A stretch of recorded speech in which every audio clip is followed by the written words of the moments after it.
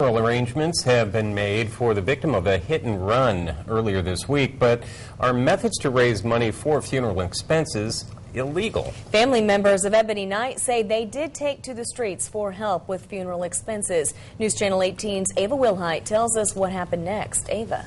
Well, Lafayette Police Technician Matthew Devine says they did not receive any complaints about people panhandling for Ebony Knight's funeral expenses, but it is illegal.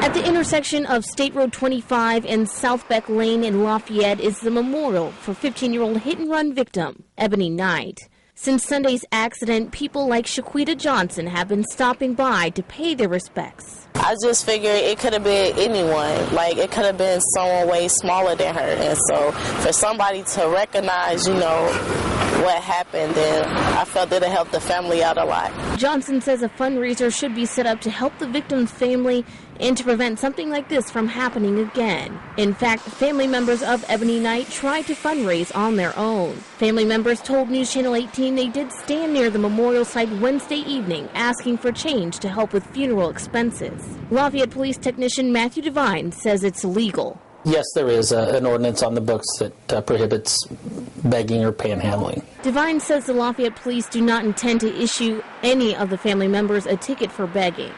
We understand that Ebony Knight's family is grieving and going through a grieving process, and we certainly don't want to make matters worse on that end. Devine says the department's concern is that more people could be injured at the intersection. At the same time, we don't want another crash out there.